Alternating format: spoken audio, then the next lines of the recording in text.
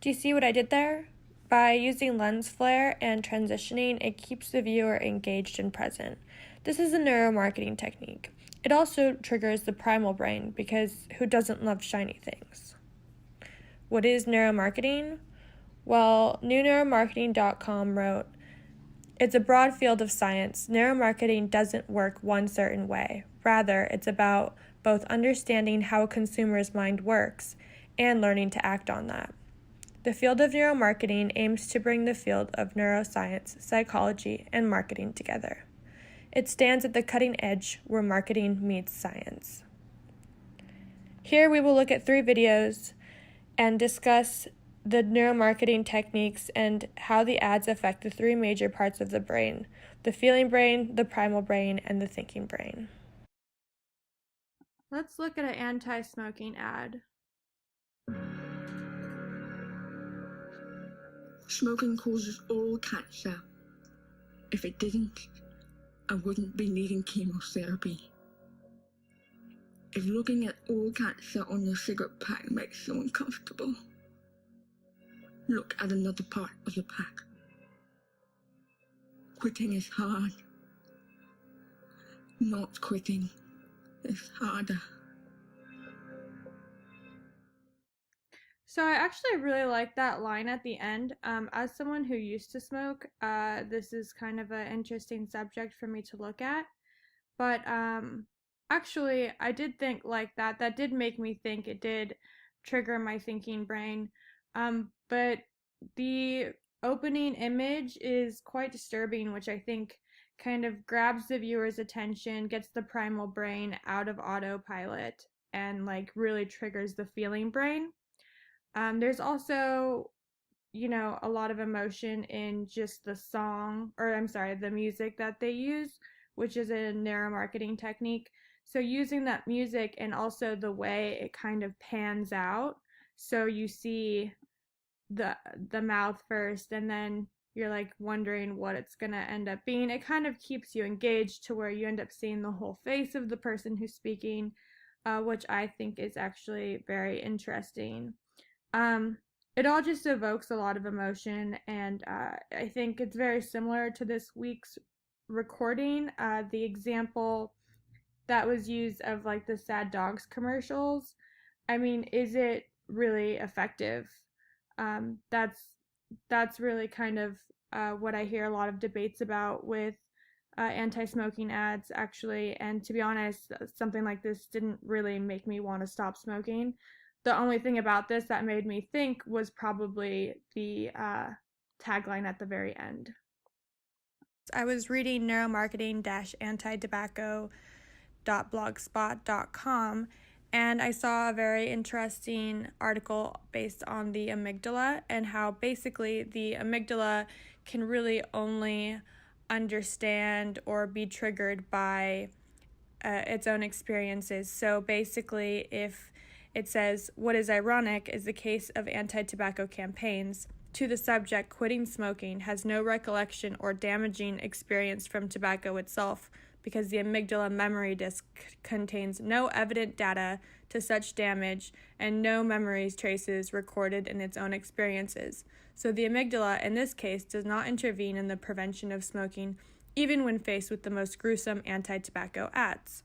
Let's take a look at this ad for the Juul.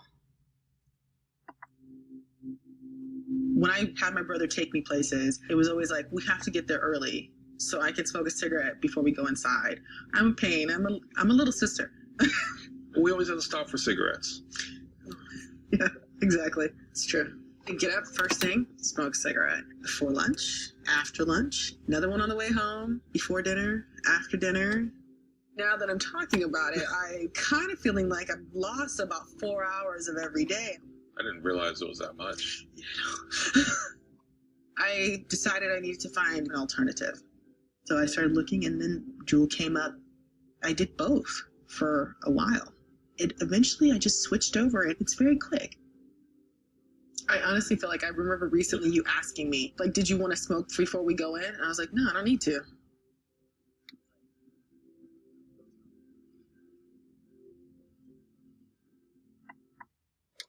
So, the Juul ad has a bit of a different approach. It begins with triggering the feeling brain right away with the music.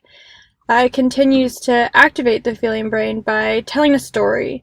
The woman tells the hardships and inconveniences of being a smoker, and then towards like the end of the climax, where she makes the switch and she talks about how it feels to be free from having to smoke a cigarette, which is something that everyone can relate to, especially a smoker, from just like wanting that feeling.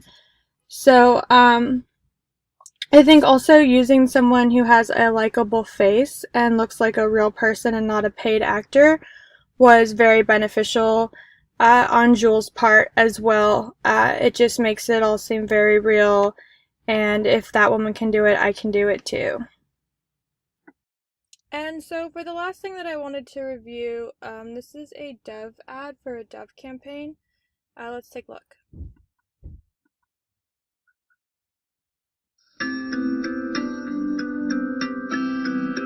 Show me a smile then. Don't be unhappy, can't remember when I last saw you laughing. If this world makes you crazy and you've taken all you can bear, you call me up because you know I'll be there. And I see your true colors shining through.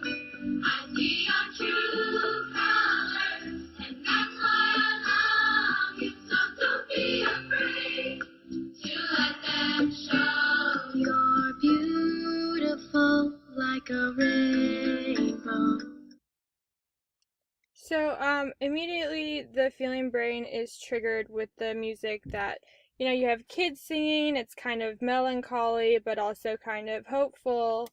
That paired with the sad faces or the kind of mellow faces versus towards the end, where the singing gets a little bit higher, people have smiles on their faces. Um, there's also, it's just all heavy on the feeling brain. And then also, if you notice that the Dove product, it's not used at all.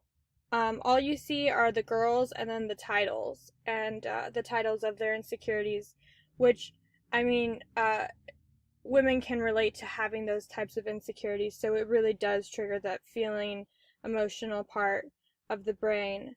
But because the product isn't even used, it's really interesting to me because it focuses on self-esteem.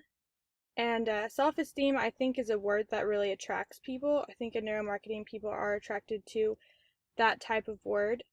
Um, does Dove really need to even use their own products? Because in commercials, because it does seem like there's more of an impact this way, because of the way the feeling brain is triggered. And so you kind of think like, oh, Dove, what a great company, they're doing these kinds of things. You start to build a connection with the company itself, and then you buy their products. So it's not really even about the products themselves, it's about what the company represents and how people feel when they think that they're giving to a cause, or they're adding, some sort of something to a good cause or a good company, something like that. So, yeah, I actually really do like the Dove ones. I think there's a couple other ones that are about self-esteem.